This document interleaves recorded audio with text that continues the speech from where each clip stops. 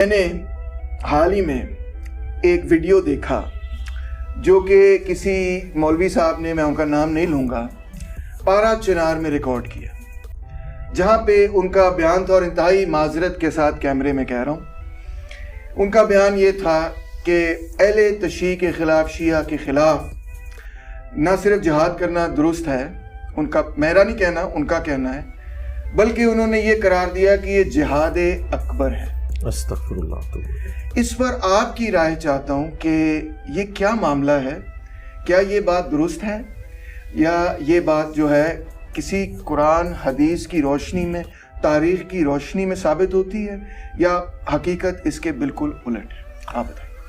دیکھیں جی، اس طرح کے جو جذباتی رویے ہیں، انہوں نے ہی تو ہماری نیشن کا بیڑا غرق کیا، اور یہ لوگ علم سے بالکل ناواقفیت رکھتے ہیں، انہیں بالکل نہیں پتہ۔ آپ نے تو اہل تشیع کا ذکر کیا نا، یہ اہل سنت میں بھی جو تین بڑے بڑے فرقے اس وقت مشہور ہیں سب کانٹیننٹ میں، بریلوی، دیوبندی اور اہل حدیث، تینوں کا ایک دوسرے کے بارے میں یہی خیال ہے۔ یہ صرف اہل تشیع کو سنگل آؤٹ نہیں کیا ہوا، وہاں جو پارا چنار میں مقابلہ ہے وہ اہل تشیع ورسز دیوبند فرقہ ہے۔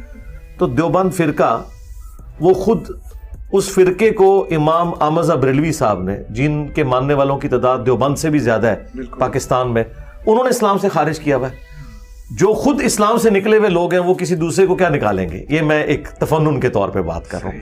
ان بیچاروں کی اوقات ہی کوئی نہیں ہے، اور یہ ہماری کوئی جذباتی گفتگو نہیں ہے۔ 1905 میں احمد بریلوی صاحب نے کتاب لکھی حسام الحرمین، اس میں انہوں نے اس وقت جو علماء دیوبند تھے بڑے بڑے چار، اور 5ویں نمبر پہ انہوں نے غلام احمد قادیانی کو شامل کر کے ان پہ کفر کے فتوے دیے، اور اس وقت کے جو حرمین کے علماء تھے ان سے انہوں نے باقاعدہ تقریض لکھوائی کہ یہ لوگ سب کے سب اسلام سے نکل چکے ہیں۔ اور وہ کتاب جب منظر عام پر آئی تو پھر دیوبند کے لیے مشکل ہو گئی۔ انہوں نے پھر وہاں عرب کی سرزمین میں رابطے کیے، اس وقت وہاں پہ صوفیوں کی حکومت تھی، آج کل تو وہابی فرقے کی ہے۔ تو پھر انہوں نے 26 کوشچن ان کو بھیجے کہ آپ بتائیں، آپ پہ تو الزام ہے کہ آپ وہابی ہیں اور آپ دین چھوڑ چکے ہیں۔ تو انہوں نے اس کے جواب میں المہند علی المفند لکھی۔ اس کتاب کا نام تھا حرمین کی تلوار، یہ تلوار سے نیچے بات نہیں کرتے، تو جواب میں انہوں نے لکھا المہند علی المفند، ہند کی تلوار ایک سٹھیائے ہوئے پاگل بابے کے اوپر، اور وہ انہوں نے احمد بریلوی صاحب کو کہا۔ انہوں نے ان کو کافر قرار دیا۔ انہوں نے جواب میں کہا کہ احمد بریلوی اور ان کی پوری جماعت ایک شیطانی لشکر ہے جو ہم پہ حملہ آور ہو گیا، جس طرح انبیاء کے اوپر شیاطین حملہ آور ہوتے تھے۔ تو یہ ایک دوسرے کو نکالے بیٹھے ہوئے ہیں۔ یہ 1905 کی بات کر رہا ہوں، آج تو ہم بیٹھے ہوئے ہیں 16 جولائی 2023 کے دن، تو یہ ایک دوسرے کو نکالے ہوئے، حالانکہ دونوں حنفی ہیں، دونوں سنی ہیں، ایک ہی امام حنیفہ کے ماننے والے ہیں، ان کی جائز اولاد ہیں، ہم ناجائز اولاد نہیں کہتے۔ یہ ایک دوسرے کو اسلام سے نکالے میں، اور پھر اس المہند علی المفند میں علماء دیوبند نے کہا کہ آپ ہمیں وہابی کہہ رہے ہیں، ہم تو محمد بن عبد الوہاب اور ان کی پوری جماعت کو خوارج سمجھتے ہیں۔ ان کو بھی نکال دیا اس میں سے۔ آج چندوں کی وجہ سے یہ اکٹھے ہیں، جو آپ کو نظر آ رہا ہے، چندوں کی وجہ سے، ورنہ یہ ان پرنسپل ایک دوسرے کو مسلمان نہیں سمجھتے۔ تو اگر یہ شیعہ کے بارے میں ایسا کنسیپٹ رکھتے ہیں تو ظاہر ہے کہ یہ باقیوں کو بھی کوئی سپیس نہیں دیتے جو اپنے قریبی ہیں، ان کو کہاں سے دیں گے؟ ہاں، اسلام میں آپ اس طریقے سے تکفیر کسی کی نہیں کر سکتے۔ اسلام میں داخل کرنے کے لیے جو چیزیں کسی سے منوائی جاتی ہیں نا، جب تک ان چیزوں کا انکار نہ کرے وہ اسلام سے نہیں نکلے گا۔ اور وہ چیز کون سی ہے؟ اللہ، رسول اور قرآن اور آخرت۔ یہ بنیادی تین عقائد ہیں، عقیدہ توحید، رسالت اور آخرت۔ باقی ساری اس کی کورولریز ہیں۔ باقی جو صحابہ کرام کی بنیاد کے اوپر جو اختلافات ہیں، سیدنا علی یا سیدنا ابوبکر کے حوالے سے سنی شیعہ کنفلکٹ ہے، اس سے کوئی اسلام سے نہیں نکلتا۔ زیادہ سے زیادہ آپ کہہ سکتے ہیں کہ میں یہ رائے کے ساتھ ایگری نہیں کرتا، اسلام سے نہیں آپ نکال سکتے۔ اسلام تو اتنا سینسٹیو ہے اس تکفیر کے مسئلے میں کہ بخاری اور مسلم دونوں میں حدیث ہے۔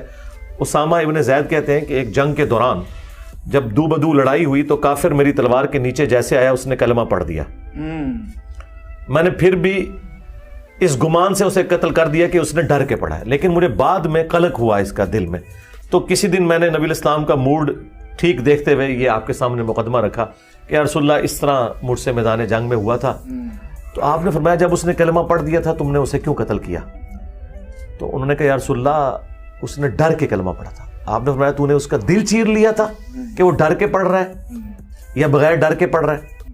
اسامہ تو کیا کرے گا جب وہ شخص قیامت کے دن اللہ کی بارگاہ میں تیرے خلاف مقدمہ قائم کرے گا کہ تو نے ایک مسلمان کو قتل کر دیا.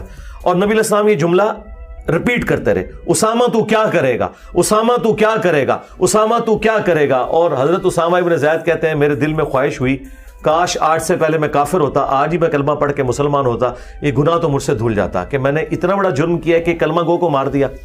اچھا میدان جنگ میں عین ممکن ہے اس نے ڈر کے ہی پڑا ہے, لیکن نبی علیہ السلام بینیفٹ آف ڈاؤٹ یہ بھی دیتے ہیں کہ اگر کوئی جان بچانے کے لیے بھی کہہ دینا میں مسلمان ہوں تو آپ نے اس کے اوپر تلوار نہیں اٹھانی. اس حوالے سے جو میدان جنگ میں, ویسے تو کافر کو بھی دنیا میں رہنے کا حق ہے, یہ میدان جنگ کی بات ہو رہی ہے. تو یہاں پہ اہل تشیع اگر یہ لوگ سمجھتے ہیں کہ کافر ہے تو میں ان دیوبند سے, بریلویوں سے, اہل حدیث سے کہوں گا کہ سب سے پہلے سعودی حکومت کے سامنے پروٹیسٹ کریں کہ شیعہ کو وہاں مکہ مدینے آنے کی اجازت کیوں دے رہے ہیں, وہاں تو حرمین کی سرزمین میں کافر نہیں آ سکتا. اور سب سے زیادہ ریونیو جنریٹ جو کر رہی ہے نا سعودی ایئر لائن, وہ ایران سے کر رہی ہے.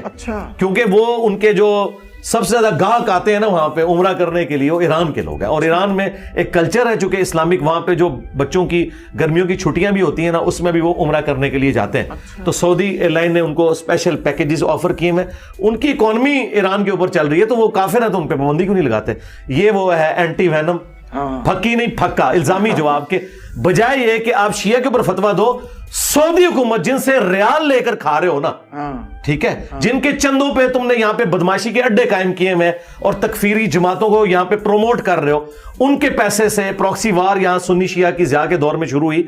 تو جن سے چندے لے کے کھا رہے ہو سب سے پہلے ان کے خلاف جہاد کیوں نہیں کرتے؟ یہ اینٹی وینم کے طور پہ میں بات کر رہا ہوں کہ وہ تو انہیں مسلمان سمجھتے ہیں. اور تم اتنے جاہل ہو کہ یہاں دور بیٹھ کے جہاں پہ دین جو ہے وہ انڈائریکٹلی آیا ہے گوالوں کے ذریعے, اور جہاں ڈائریکٹ دین آیا ہے مکہ مدینے میں, وہ تو ان کو مسلمان ہی سمجھتے ہیں.